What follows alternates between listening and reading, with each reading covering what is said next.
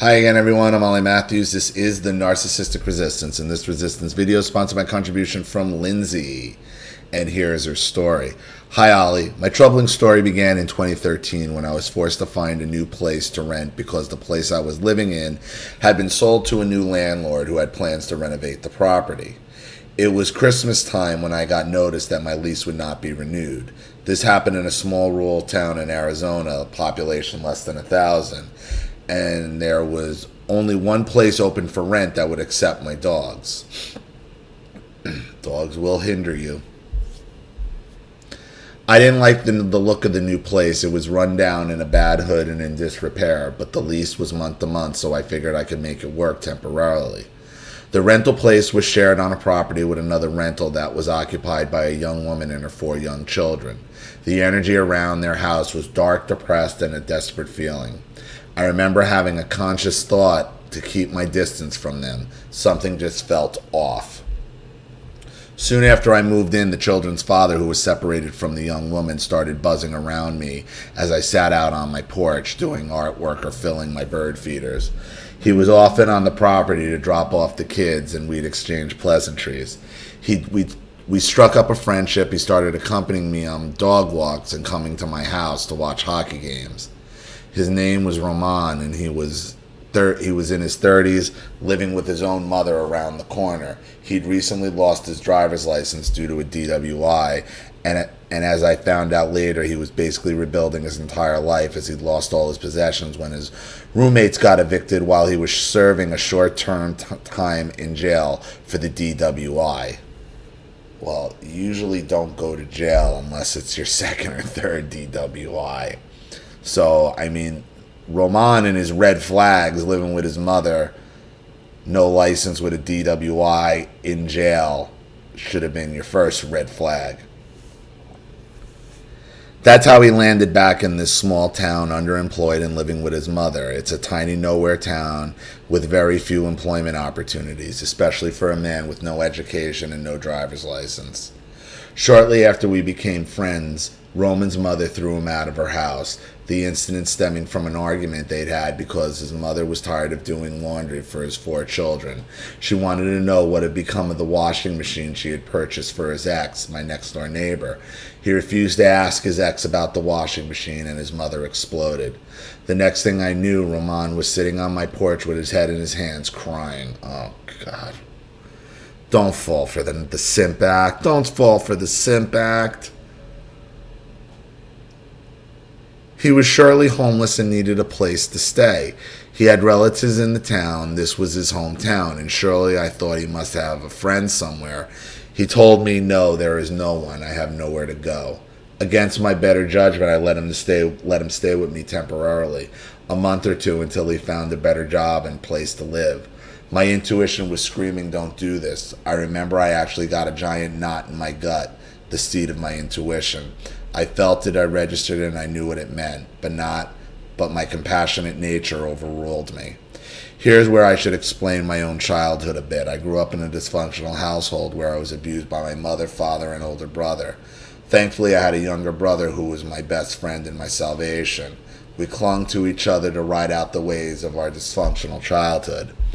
I don't think either of my parents qualify as narcissists, but they were not in love with each other, and neither of them had the nurturing gene. They were both physically abusive. My father is a control freak, and my mother is just plain cold and cut off. To this day, she has never once said, "I love you" to me. I don't think the poor woman even knows how to love. Sounds like a narcissist to me. Both of my parents are honest people, and they do have consciences. They are not prone to smear campaigns or any other hallmarks of the narcissists. My older brother hated me out of extreme jealousy, and he absolutely tortured me. I felt nothing but sorry for him, and I never fought back. I just hid from him the best I could. As a result of this twisted upbringing, I developed into an empath, which, as you know, is the prime target of the narcissist. Unbeknownst to me, when I agreed to allow Roman to stay at my house for a while, I just put myself in the direct sights of not one but 2 narcissists. Both Roman and his ex, who I call Godzilla, are narcissists. I'd be hard pressed to say which one is worse. The story is long and ugly, but I'll just give you some insights. First off, my relationship with Roman did turn romantic after he moved in. In typical narc fashion, he love bombed me and I fell for it. My life soon changed from being a single woman with a work from home business to having a house full of children on the weekends. I helped Roman get a new job within days, but there are no well-paying jobs in town, so his paycheck just covered his food and food for the kids when he had them. Things went okay for a little while, but as you know, narcs can't cover their evilness for long. My first major red flag with Roman was when I realized he had a raging jealousy problem. I've been down that road before with boyfriends, so I immediately wanted out the minute I realized he had this affliction. It was hideous, baseless, and his reaction was the typical name-calling temper tantrum, I will now control you variety behavior. He still had nowhere to go, so he apologized and love-bombed me into giving him another chance, and the story continued. By this point, I'd also fallen for his kids. Well, I say his kids, but I later learned only one of 4 was most likely his. Seems Godzilla had a habit of sleeping around when they were together, and 3 of the children's paternity is in question. Only the oldest one looks like him at all. They never married, and they'd never gone to court for a custody hearing or to establish paternity or child support. This small town is pretty backwoods. This type of arrangement is pretty standard here. An eye-opener for me. I'm from New Jersey, just like you. As time went on, I got more of the backstory between Roman and Godzilla, and I got to observe more of their behaviors up close. Enough to really size up the situation. Roman, it seemed, had been involved in criminal activity for most of their relationship. Well, yeah, you don't just go to jail, okay, for a DUI. So anytime he tried to question Godzilla about her pregnancies, she threatened to turn him into the authorities. The entire scenario was sickening to me, and when I look back at it now, I realize I should have packed my bags and left town with my 2 dogs. In hindsight, it would have saved my life in more ways than one. But as some of you will be able to relate to, the empath in me kept me involved in this story for far longer than was healthy. It was the kids mostly. I'd grown attached to them and soon realized that I was the only adult in their lives who could establish any form of normalcy for them. So it was what I focused on. They're not your kids, though. You can't take on the narcissist's responsibilities. That's what they want. That's what he wants. That's what this is all about. For you to take on his responsibilities. And when you take on the narcissist's responsibilities, you are fucked. They will suck you in to their bullshit. And you end up doing all their work for them, and they sit there bitching and moaning, and then they make you the problem. I ignored Roman's narc antics as best I could and completely ignored Godzilla's attempt to run smear campaigns on me out of jealousy. Yes, I was definitely a pawn caught in a web of triangulation. As soon as I entered the picture, Godzilla started campaigning to get Roman back, though she did not actually want him. Despite the fact that she had 2 boyfriends, she was currently playing off each other. He, in turn, used me to make her jealous and tried to make me jealous over her. 2 years prior to my moving into their sphere, Godzilla had been involved in the town's only murder in 30 plus years. Jesus, I mean, come on. I mean, how many... 2 young men who she was playing off each other to gain narcissistic supply got into an angry alcohol-fueled argument. The argument should have ended when one of them went home from the bar where they were arguing, but no. Godzilla went and picked up the other one and drove him over to the first one's house. A gun came out, and the young man she drove there was shot dead. The entire town was devastated. I didn't know anything about her prior to moving in next door to her, and it was only after Roman and I became acquainted that I was able to match Godzilla to the murder incident. No wonder I felt that dark energy hanging over that house when I first stepped foot on the property. As her next door neighbor, I got a front view seat of Godzilla's behavior and realized that she was undoubtedly morally responsible for that murder, if only pathologically lying and deliberately inciting jealousy were illegal. The narcissist can kill you in many ways. The narcissist can kill you, and the narcissist can get you killed. This is what happens. I mean, this is worst case scenario of getting torqued up by one of these manipulative narcissists. In my opinion, it should be. That's some dangerous stuff, and Godzilla is a pro. While living on the shared property with me, she held a party and the same type of thing went down. No one died at the time, but a gun was fired between two of her ex-boyfriends. That woman lived to stir up trouble. I gotta ask you though, I mean, there has to be chaos and red flags around this guy that you're with these hardened criminals at this point. I mean, you're really taking on a lot of bullshit here for the narcissist's responsibility. This is when the narcissist's responsibilities will get somebody killed, you know? So over a year, I stayed embroiled in this waking nightmare. Roman became increasingly abusive, jealous, controlling, threatening to move out every 2 to 3 days. I'd encourage him to follow through. He'd pack his 5 pairs of pants and 4 t-shirts, everything he owned in a garbage bag, and pace back and forth saying, I'm leaving now. But he'd never go. Still had nowhere to go. My home became a prison. Things finally reached the boiling point for me, and I gave him a deadline for finding his own place. I told him the kids could no longer come to my place, and that was well past the 2 months I'd originally agreed to help him out. I'd caught his oldest daughter going through my private things, and I was tired of being the subject of made-up lies by Godzilla. She was running all over town telling made-up stories about me, incidents that never happened at all. They weren't even half-truths. Roman finally ended up picking a fight with me on the Sunday before Thanksgiving and telling me he was going to talk to his mother, that he was sure she'd take him back at this point. Off he went.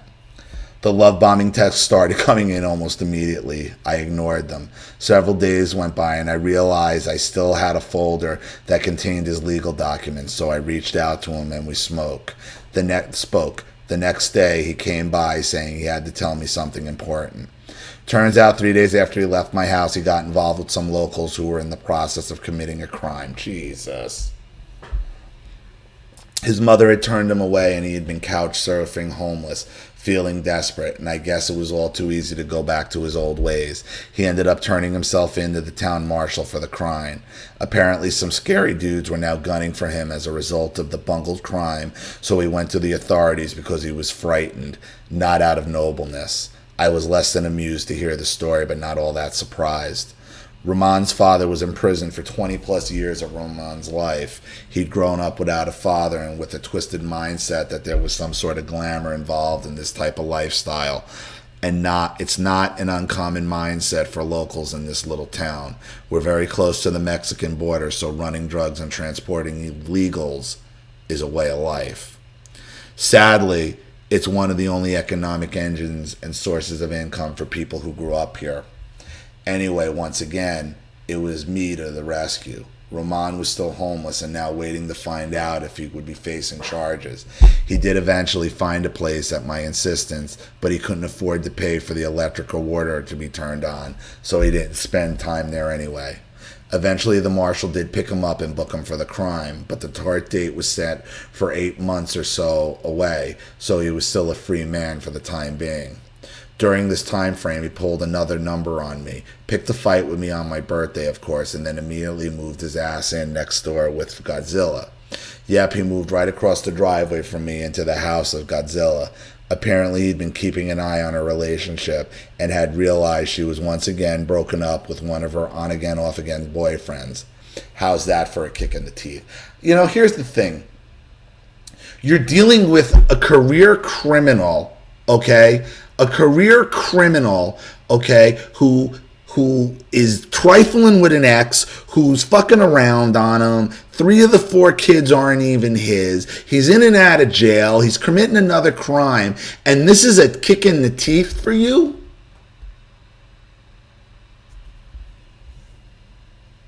It should be a kick in the teeth of like, what an embarrassment that all this is going down. It's not a kick in the teeth. It's a blessing. Let him go.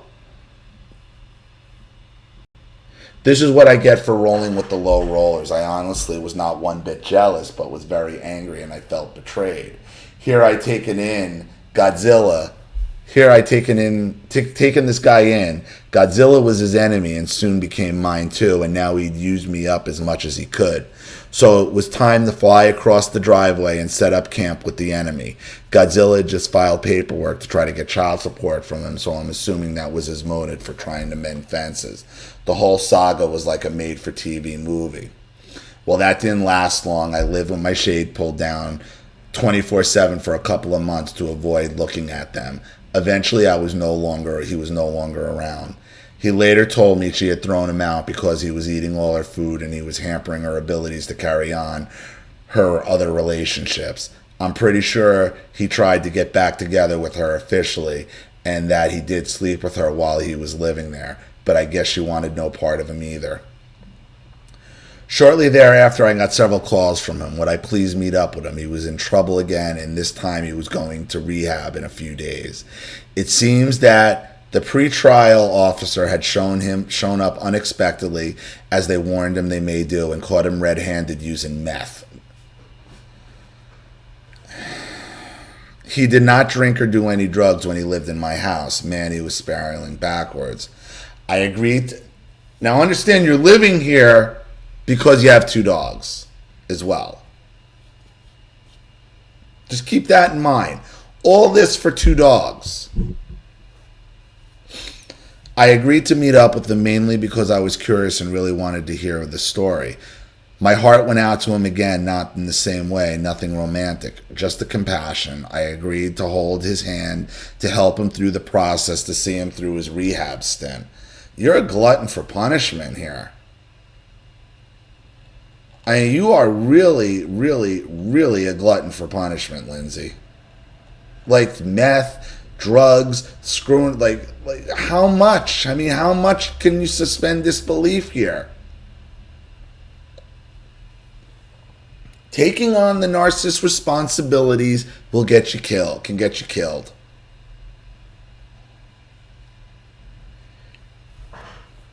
He actually did pretty well during that time frame. He abided by the rules of the rehab, and his father re-entered his life at that time. When he was released from the 90-day rehab, his father took him in and put a roof over his head in a nearby town until his court date for the crime. I went up to visit him at the rehab on weekends after he got out. I also took him out with his kids a few times. He was eventually sentenced to a year in prison. That is when I went no contact after taking a couple of calls from him from prison. I'd uncovered a few more of his lot. Jesus, you're still talking to him in prison?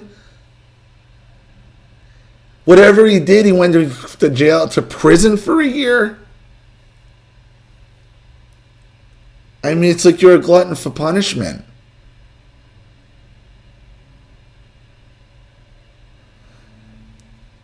After taking a couple calls from him in prison, I covered a few more of his lies and just decided it was time to cut my losses where he was involved.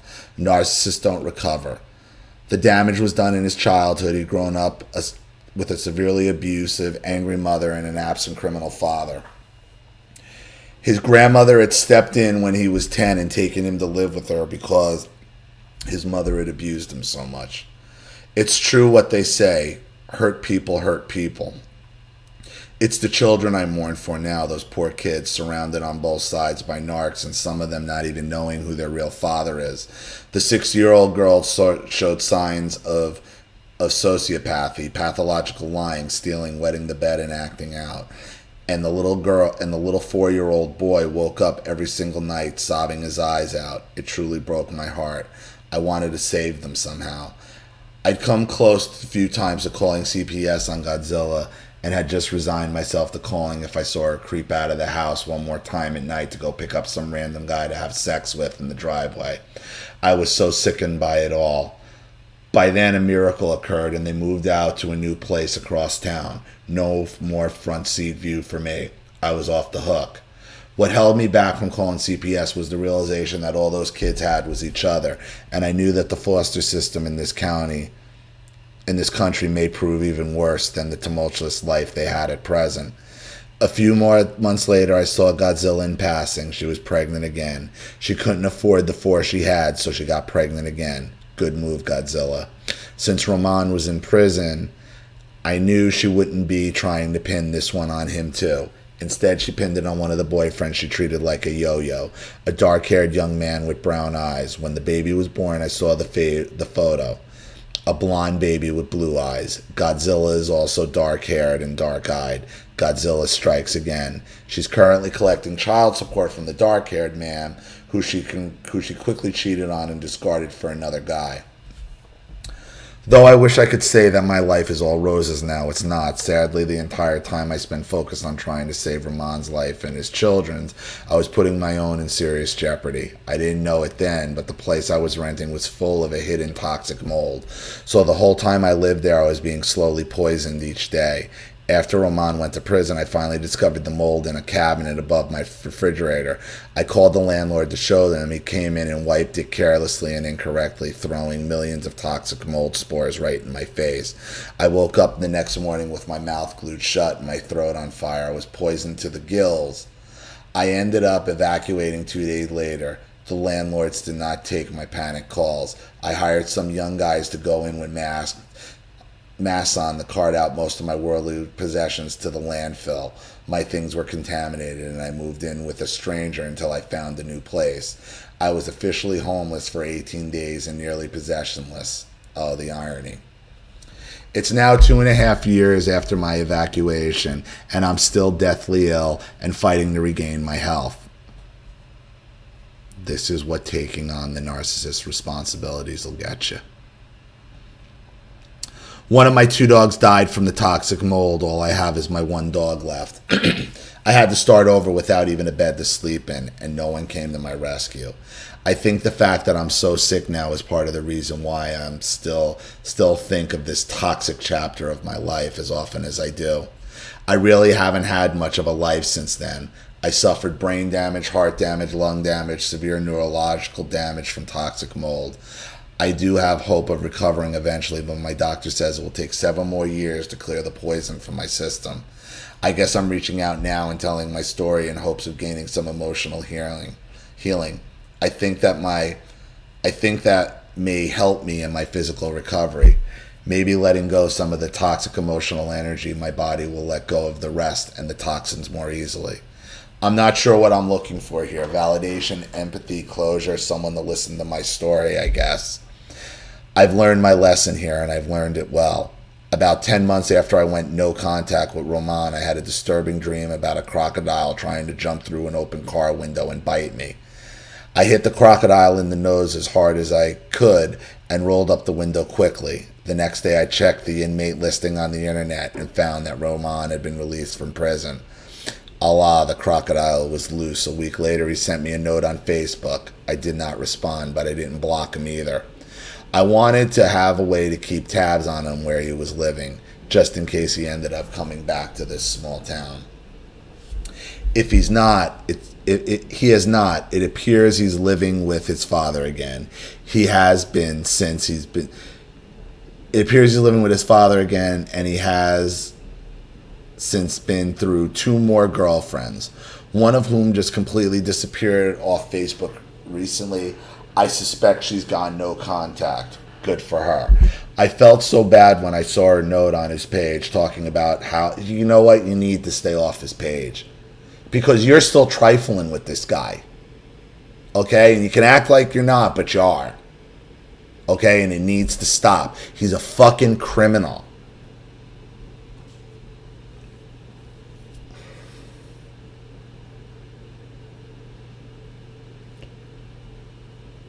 How he was so worth waiting for, that he was the love of her life. All I could think of was, oh, you poor girl, you have no clue what is coming. I even thought to reach out to her to warn, stay out of it, but then quickly thought, nah, he'll just try to hoover me back in and he'll make up lies and tell her I'm crazy. I want no part. I've permanently exited stave left on this horrible movie. The final credits have rolled. Never again will I forge a relationship based on compassion. It's a lesson I thought I'd learned earlier in my life. My compassion had led me down some dark roads prior to this story, but I guess I needed one more kick in the head, and this one was a doozy. I had nightmares for months, all with a common theme of betrayal. I've cried a million tears for the wasted time, the heartache, the love on the narcissist. all the while being silently poisoned by toxic mold. Some lessons come hard, I guess, but the hardest won lessons are the ones we never forget. Taking on the narcissist's responsibilities can get you killed. But again, and I'm going to tell you the same thing I've told other people, your problem isn't this guy, isn't Godzilla. It's what is it in your background that led you to take this type of fucking abuse from somebody? What is it? Was it a shot to your self-esteem? What is it? And I could tell you it's the coldness of your mother and the abuse of your father, and you empathize with those kids, and that's where it starts. It starts in your own childhood. Why is it you would pick this up? Why is this you put up with this? Why is this you would put up with a guy who's a known criminal, around constant criminal activity? Why? Why? Why? On a month-to-month lease for 2 dogs? Come on. Why? That's what you really need to dig into, is your own path. He's the symptom of it. And it almost got you killed. And it almost got you killed. But it's a direct result of your upbringing, of why you put up with it to begin with. And that's what you really need to get your head around and get your hands around.